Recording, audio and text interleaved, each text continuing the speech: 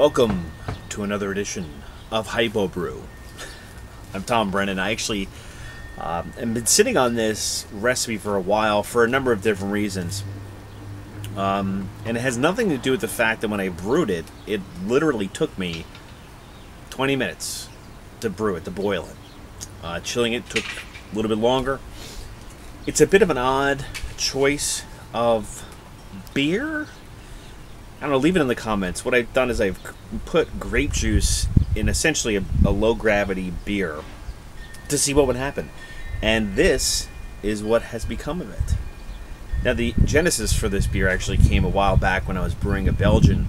In the second runnings, I basically just ran off what I had in the mash tun, and then added grape juice to it. I put in some T58. So what I decided to do is recreate that because I enjoyed it a lot. Now, this beer I brought to a homebrew club or two, not to rave reviews, I got to admit. But for a beer that's, 4.3%, or beer, I don't even know what to call it, beer, wine, somewhere in between, hybrid, it's not bad. It's quite refreshing, and it took very little time to make. So we're going to go now and go into the process, go into the brew day, 15-minute boil. It probably took longer for me to get the water up to temperature than it did for me to boil, but you're going to see all that right now. Actually, wait, hang on. You know what I forgot? A bit of the scotch.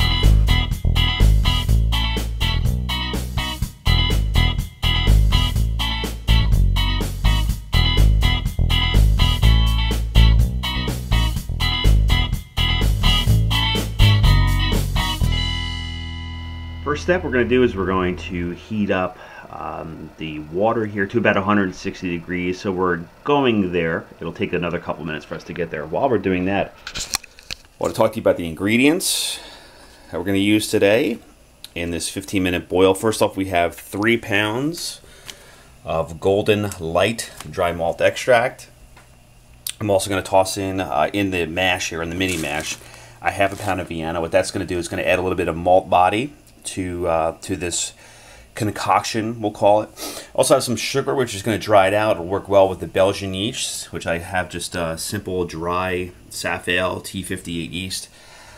Some Nelson Sauvin hops, which actually are really a great hop for this as well. And one of the things that, actually, I don't know if you could read it on here in the description, but it basically says that it can give grape flavor into this, and actually it has. I've tried some. This is a fantastic hop for Belgian beers, and I actually have tried a smash with this, and it's fantastic. If you like that kind of flavor, you definitely want to check it out. And the oddball in the group is the Kirkland Concord grape juice. This is something you can pick up at Costco, and what this is going to do is obviously add a whole lot of grape flavor and actually try to infuse a whole lot of wine into this as well.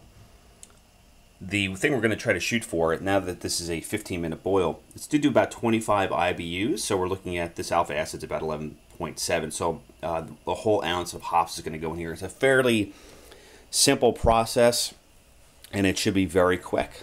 So wait for the strike water to heat up, and we'll toss in our Vienna malt, and we will be off to the races. Temperature is up to about 160 degrees. I'm not really going to worry too much about a degree or two. So what I'm going to do is take my Vienna malt I've got in here. I'm just going to drop it right in, and I'm going to let it soak and steep, I don't know, for maybe 45 minutes or so.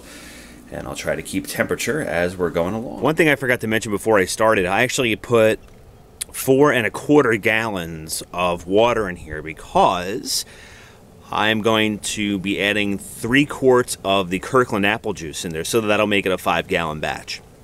What I'm also going to do now, before I start the boil, and the temperature now is at about 162, maybe something like that. After steeping the grains, I pulled the steeping grains out. I'm actually going to add my DME and my sugar now because I'm going to be front loading this with a lot of different things. I'm going to add up or put in the DME now and the sugar now, and I will start the boil going, or at least I'll get the temperature up, get the burner fired up, and start my 15-minute timer. Start in my golden light dry malt extract. I actually use this quite a bit because when I do party guiling, and I'll put a link to the video up there, when I do party guiling, I just get a 3-gallon bag and I toss it in with my second runnings. But there were 2 things that I found that were interesting. First off, was this warning here: keep away from small children. Well, you could read, which I had never seen before, but I totally get, because even after, you know, there wasn't a whole lot of steam, but take a look at how that's clinging to the bag there with the water. The other thing I noticed, that people use this to make pretzels. And I would love to know if you've ever made pretzels with dry malt extract. Please comment below. I want to see how you do it and how it turns out. So while we're heating up, it looks like we're just about to get it to a boil. I can see some bubbling coming on here. Oh, looks like we're going to foam up. There we go. Great timing, huh? So it was funny. I put my wort chiller in here. I don't usually use this for brewing. I just use this as a hot liquor tank. This is actually a converted tamale pot I got from Target. I'll actually put up the link that I have to this that I made a blog about years ago. Anyway, so once I get this under control here, I'm going to add in some Irish moss. Focus, some Irish moss, and then the 1 ounce of Nelson, and then I'm going to set my timer for 15 minutes, and we will be done. Had a very uneventful boil, so I figured why put footage of it up there. If you want to see it, you could actually check out my Instagram feed at hypobrew. That's my Instagram feed of the 4 seconds I took of the boil. So flame out was about, I don't know, 5 minutes ago maybe. Already my temp is down pretty good. What I'm going to do is, and actually I'm going to dump out the wort using the spigot here into my bucket, then add my grape juice. So this way, you know, I'm just getting the straight up grape juice in there. I will take a gravity reading of the grape juice before I put it in, and then I'll take another gravity reading of my original gravity once that's all done. One thing I wanted to note while we're on the subject is to make sure that if you're going to be adding any kind of you know, juice or something like that you bought at the store, to make sure that it doesn't have any preservatives in it, because what that's going to do is that's going to inhibit your yeast growth, or maybe even just kill your yeast. I don't know if you could read this here, if this thing is focusing or not. It's not. Well, anyway, believe me when I tell you the ingredients of this are just Concord, or is just Concord grape juice. So here's just the wort going in there, and it's going to turn a fun color when the grape juice is added. Now to add the grape juice. I actually did a gravity reading just a few seconds ago. The camera wouldn't focus in on the hydrometer, but it was at 1062. That is the gravity of just the grape juice. Once this is in, I'm going to rock it back and forth, mix it up a little bit, and then we'll take a gravity reading of the juice and the wort combined, and let's take a look. All right, so we're just under 5 gallons. So it's like probably 4 3/4 gallons. I must have lost something in the boil, but no big deal. I'm all right with that. You can take a look at the color there. It's kind of a weird purplish color. I'm a little colorblind though, so you be the judge.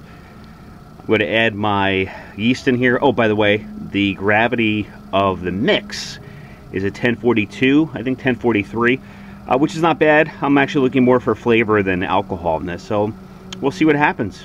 Going to add my T58, let it sit for a little while, and then put it into my fermentation chamber, and I will be seeing you in the other part of this video maybe in a couple weeks. So a very odd colored beer. We're looking at original gravity of 1043. I got it down to 1010, which makes it 4.3% alcohol. And I'm going to show you some B-roll now. The weirdest looking yeast cake I've ever seen. The beer itself is kind of have a, I guess it's got a pinkish hue to it, pinkish purple hue. There's certainly some of the esters that come off of the yeast. Not getting any kind of grape note at all. Maybe some grape skin as far as the aroma is concerned. Taste, you know, it's crisp, it's clean. There's really no aftertaste at all. It's got a little bit of a body to it. I think next time if I were to do this again, I'd probably add a little bit more Vienna malt to add a little bit more body to it. There's not really a whole lot of grape flavor, which was what I was expecting from. Perhaps maybe dosing it, you know, with 2 quarts instead of the 1. But you know what? Or I should say, doubling 3 quarts, which would be 1.5 gallons a grape in there.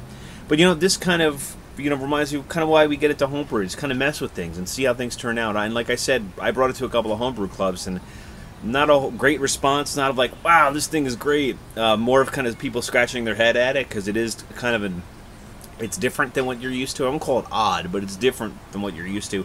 But like I said, I enjoyed it. I've actually been hanging on to this beer. There may only be a little bit left in the keg because I enjoyed it so much, and I wanted to make sure that I had an opportunity to share with you how to make it. So there you have it. If you have an idea of what you want to call a beer wine hybrid, what I made, please make sure to add it in the comments. I'll be sure to reply back. Make sure to hit the subscribe button wherever YouTube may be putting it now, so you can get updates of when I do eventually put out brewing videos.